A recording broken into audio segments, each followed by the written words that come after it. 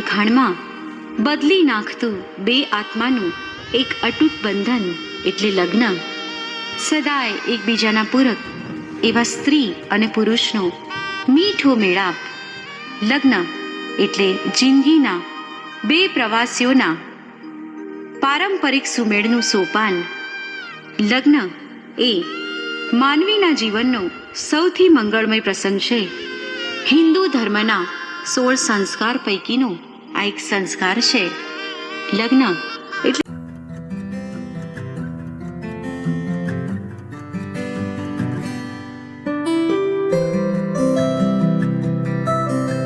દિવ્ય પરમ ગુરુની સ્થાપના શ્રીમદ કરુણાસાગર મહારાજની કૃપાથી વિધિનો પવિત્ર પ્રારંભ. રાઠવા કૌશિક કુમારના શુભ લગ્ન પ્રસંગે યોજાયેલી ગ્રહ શાંતિ વિધિમાં દિવ્યતા અને આધ્યાત્મિકતા ભરપૂર રીતે પ્રગટ થઈ. આ પવિત્ર વિધિની શરૂઆત નરવેદ દીક્ષિત શ્રી ઈશ્વરભાઈ કેવજીભાઈના પવિત્ર હસ્તે કરવામાં આવી, જે વિધિને વિશેષ મહત્વ અને શાસ્ત્રીય પવિત્રતા આપે છે. આ પ્રસંગે દિવ્ય પરમગુરુ શ્રીમદ કરુણાસાગર મહારાજની સ્થાપના કરવામાં આવી, જે સમગ્ર કાર્યક્રમને આધ્યાત્મિક ઉર્જા અને આશીર્વાદોથી પરિપૂર્ણ બનાવે છે. પરમગુરુની સ્થાપના એ માત્ર એક વિધિ નથી, પરંતુ એ જીવનમાં સકારાત્મક શક્તિઓને આમંત્રિત કરવાની પવિત્ર પ્રક્રિયા છે. આ પવિત્ર ક્ષણોમાં પરિવારના વડીલોનો આશીર્વાદ વિશેષ મહત્વ ધરાવે છે. કૌશિક કુમારના પિતા શ્રી રાઠવા માનસિંહભાઈ અને માતા શ્રી કપિલાબેન માનસિંહભાઈ રાઠવાના આશીર્વાદથી આ વિધિ વધુ પવિત્ર અને સફળ બની. તેમના આશીર્વાદોમાં સંતાનના સુખી અને સમૃદ્ધ જીવનની ભાવના સ્પષ્ટ રીતે અનુભવી શકાય છે. વિધિ દરમિયાન મંત્રોચ્ચાર, પૂજન અને પરંપરાગત રીત રિવાજો દ્વારા સમગ્ર વાતાવરણ ભક્તિમય બની ગયું. પરિવારના દરેક સભ્યએ શ્રદ્ધા અને સમર્પણ સાથે ભાગ લઈને આ પ્રસંગને યાદગાર બનાવ્યો. આ રીતે દિવ્ય પરમગુરુની સ્થાપના અને નરવેદ દીક્ષિત શ્રીના પવિત્ર હસ્તે થયેલી શરૂઆત સાથે ગ્રહ શાંતિ વિધિ એક આધ્યાત્મિક યાત્રા બની, જેમાં વડીલોના આશીર્વાદ, પરિવારની એકતા અને પરમાત્માની કૃપા એક સાથે અનુભવી શકાય છે. રાઠવા કૌશિક કુમારના લગ્ન પ્રસંગે યોજાયેલી ગ્રહ શાંતિ વિધિ માત્ર એક પરંપરા નથી, પરંતુ એ પરિવારની શ્રદ્ધા, સંસ્કાર અને એકતાનું જીવંત પ્રતિબિંબ છે.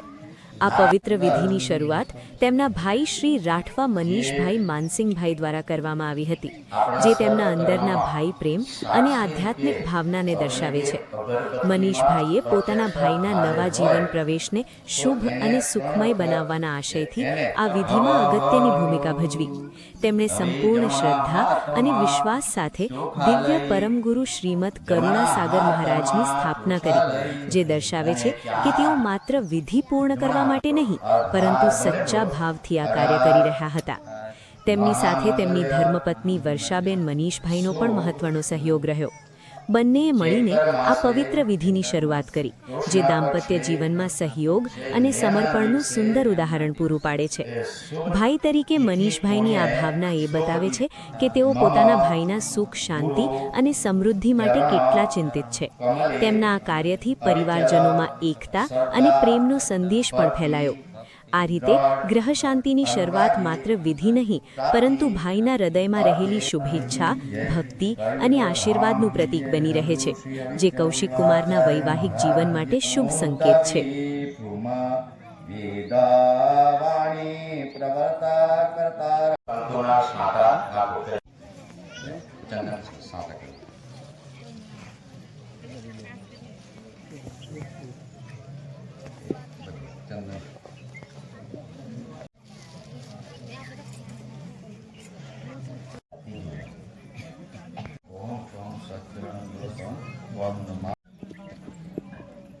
પકડી રાખી. અનેક રત્ન રચિતમ મુક્તામણિ વિભૂષિતમ. દિવ્ય પરમગુરુને પહેલા બે હાથ જોડી નમસ્કાર કરો. કમલમ નયનમ મહેશ્વરમ ગુરુર સાક્ષાત પરમ બ્રહ્મા તસ્મૈ શ્રી ગુરુવે નમઃ. જ્ઞાન ગુરો પરમ ગુરુ ત્વમ નમામિ, સદગુરુ ત્વમ નમામિ. તમારી ઉપર ખાડવાનું હોય તો તો પધારો. નમો દિવાળી દિવાયમ. આ પુષ્પ અર્પણ કરો.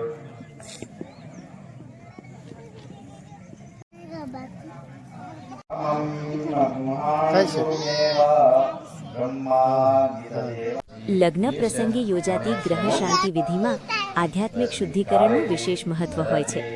આ વિધિ દ્વારા નવદંપતિના જીવનમાં રહેલી નકારાત્મકતા દૂર કરી સકારાત્મક ઉર્જા અને શુભ આશીર્વાદોનું આગમન કરાવવામાં આવે છે. આ પવિત્ર વિધિ દરમિયાન નર્મદા નદી, ગંગા નદી અને કાવેરી નદી જેવી અનેક પવિત્ર નદીઓના જળનું સ્મરણ કરવામાં આવે છે. આ નદીઓ હિન્દુ ધર્મમાં પવિત્રતા, શુદ્ધતા અને મોક્ષનું પ્રતીક માનવામાં આવે છે. ભલે તે જળ શારીરિક રીતે હાજર ન હોય, પરંતુ શ્રદ્ધાપૂર્વક તેનું સ્મરણ કરવાથી પણ આધ્યાત્મિક શુદ્ધિ પ્રાપ્ત થાય છે એવી માન્યતા છે. આ ઉપરાંત પંચામૃત દ્વારા મૂર્તિને સ્નાન કરાવવાની વિધિ પણ કરવામાં આવે છે. પંચામૃતમાં દૂધ, દહીં, ઘી, મધ અને ખાંડનો સમાવેશ થાય છે, જે 5 તત્વો અને પવિત્રતાનું પ્રતીક છે. આ પંચામૃતથી મૂર્તિને સ્નાન કરાવવાથી દૈવી શક્તિઓને પ્રસન્ન કરવામાં આવે છે અને સમગ્ર વાતાવરણ પવિત્ર બની જાય છે. આ વિધિ દરમિયાન મંત્રોચ્ચાર અને ભક્તિભાવ સાથે કરવામાં આવતી પૂજા એ માત્ર એક રીત રિવાજ નથી, પરંતુ એ એક આધ્યાત્મિક યાત્રા છે, જેમાં પરિવારના દરેક સભ્યની શ્રદ્ધા અને વિશ્વાસ પ્રગટ થાય છે. આ રીતે પવિત્ર નદીઓના જળનું સ્મરણ અને પંચામૃત સ્નાન દ્વારા કરવામાં આવતું આધ્યાત્મિક શુદ્ધિકરણ ગ્રહ શાંતિ વિધિને વધુ પવિત્ર અને શક્તિશાળી બનાવે છે, જે નવદંપતિના જીવનમાં સુખ, શાંતિ અને સમૃદ્ધિ લાવવા માટે શુભ સંકેતરૂપ બને છે. આ પવિત્ર વિધિ દરમિયાન નર્મદા નદી, ગંગા નદી અને કાવેરી નદી જેવી અનેક પવિત્ર નદીઓના જળનું સ્મરણ કરવામાં આવે છે. આ નદીઓ હિન્દુ ધર્મમાં પવિત્રતા, શુદ્ધતા અને મોક્ષનું પ્રતીક માનવામાં આવે છે. ભલે તે જળ શારીરિક રીતે હાજર ન હોય, પરંતુ શ્રદ્ધાપૂર્વક તેનું સ્મરણ કરવાથી પણ આધ્યાત્મિક શુદ્ધિ પ્રાપ્ત થાય છે.